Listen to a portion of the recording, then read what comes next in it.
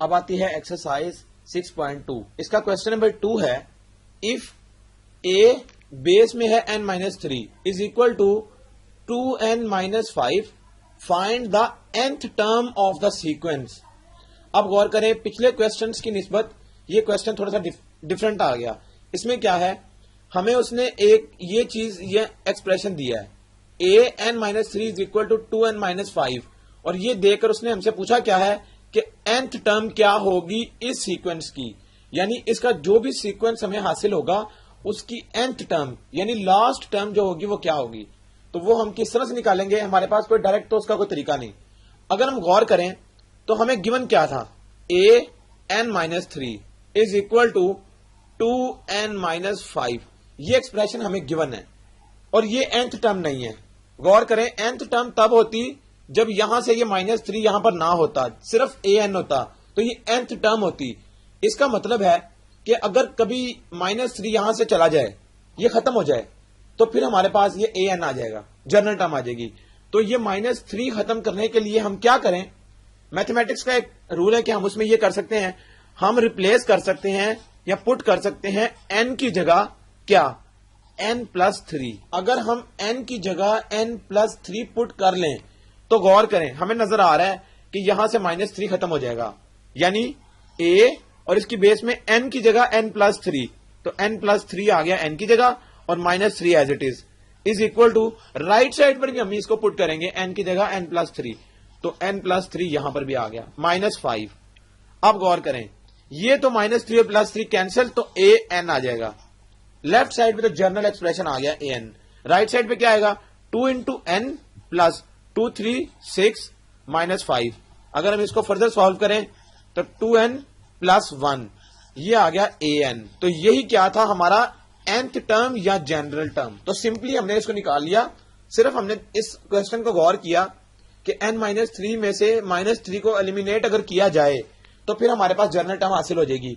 और वो एलिमिनेट कैसे होगी, वो ऐसे होगी कि अगर हम पुट कर लें या रिप्लेस कर लें n की जगह n+3 तो हमारा -3 खत्म हो जाएगा। अगर यहां होता -10 तो हम क्या करते, n की जगह n+10 पुट कर लेते ताकि 10 से 10 कैंसिल हो जाता। तो जो नंबर ये है यही नंबर हम यहां पर लेंगे ताकि वो एक दूसरे को कैंसिल कर जाए। इसके बाद आता है question number 6, which term of the AP 5 2 -1 so on is -85। गौर करें, अब ये सवाल थोड़ा सा चेंज आ गया। इसमें अरिथमेटिक प्रोग्रेशन की हम बात कर रहे हैं।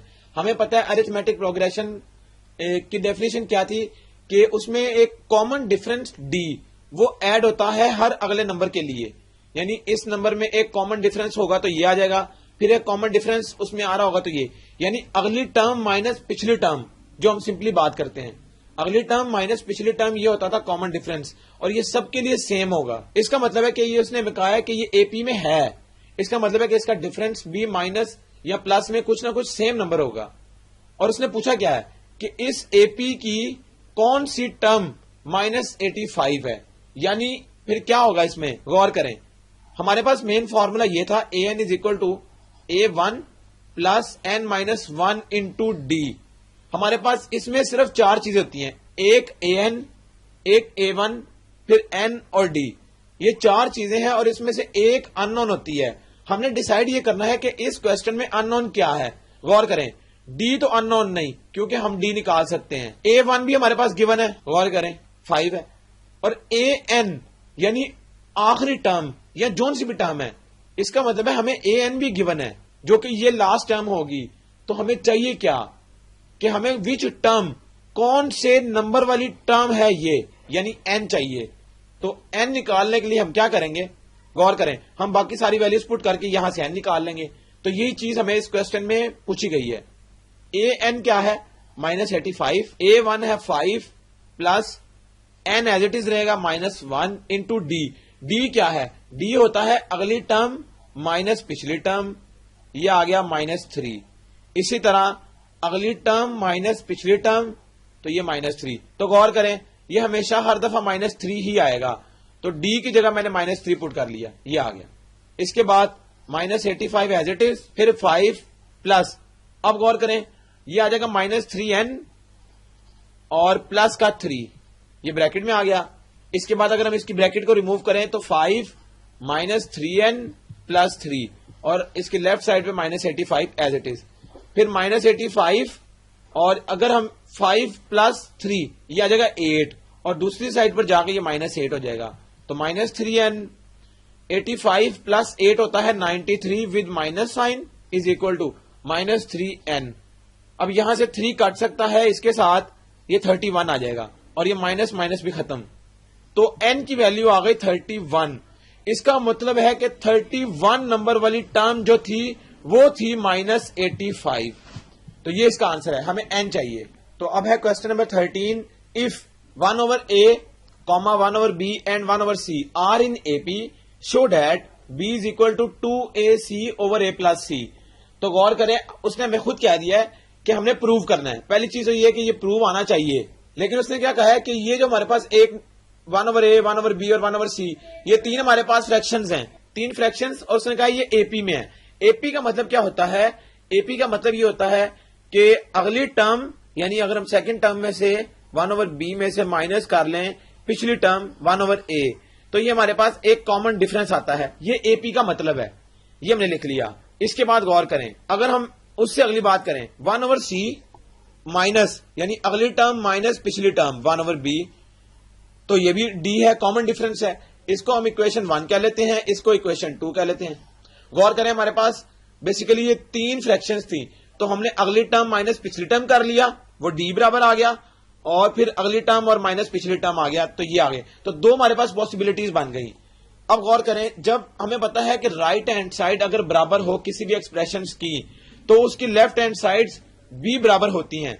इसका मतलब है कि 1 over b minus 1 over a ये बराबर होगा किसके? 1 over c minus 1 over b के। ये हमें नजर आ गया इस इक्वेशन 1 और 2 की मदद से। अब अगर हम यहां पर इसको सॉल्व करें, तो सॉल्व करने से हमारा ये प्रूव हो जाएगा। वो कैसे? लेफ्ट और राइट साइड पे एलसीएम क्या आएगा? यहां आ जाएगा AB और यहां आ जाएगा CB, और ऊपर क्या आएगा? A minus B। ये हमने सिंपली एलसीएम ले लिया, इज इक्वल टू ये CB आ गया नीचे, तो यहां C है, B नहीं तो B ऊपर चला जाएगा, माइनस B है और C नहीं तो C इधर आ जाएगा, तो ये आ गया एक्सप्रेशन। इसके बाद गौर करें, अब अगर हम क्रॉस मल्टीप्लाई कर लें तो CB अगर ऊपर चला जाएगा तो ये क्या आएगा?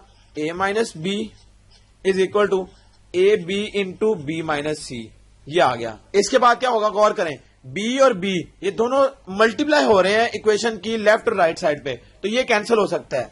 बचेगा क्या? ये बचेगा CA minus CB is equal to AB minus AC। अब गौर करें, हम यहां तक पहुंच गए, यानी हमने CB अंदर मल्टीप्लाई कर लिया और AB। अब हम प्रूफ की तरफ देखते हैं कि प्रूफ में क्या है, एक साइड पे B है और बाकी किसी टर्म में B नहीं। इसका मतलब है कि हमें B को अलग करना है, यानी AB और ये जो प्लस CB है, ये माइनस के साथ यहां पड़ा है, ये दूसरी साइड पर आकर प्लस का CB बन जाएगा, और जो यहां पर माइनस AC है ये चला जाएगा इस साइड पर, तो ये प्लस का AC बन जाएगा। तो गौर करें, अब क्या होगा? अब ये है AC या CA। हमें पता है कि मैथमेटिक्स में कोई भी दो नंबर्स आपस में मल्टीप्लाई हो रहे हो तो हम उसका ऑर्डर चेंज कर सकते हैं। CA बेसिकली AC के बराबर ही है और ये भी AC है। इसके बाद इन दोनों में से B कॉमन, तो A प्लस C आ जाएगा। गौर करें, AC प्लस AC ये 2AC आ गया, is equal to B into पूरा यहां मल्टीप्लाई हो रहा है, यहां आके ये क्या हो जाएगा? Divide A plus C। तो गौर करें, ये क्या था हमारा? Hence proved. और यही उसने हमसे पूछा था कि B बराबर होगा 2AC over A plus C। तो हमने क्या किया? हमने सिंपली कॉमन डिफरेंस वाले फॉर्मूला से अपना प्रूफ सॉल्व कर लिया। इस एक्सरसाइज के जो रिमेनिंग क्वेश्चंस हैं वो बिल्कुल इसी तरह से सॉल्व होंगे, उनको आपने इजीली सॉल्व कर लेना है।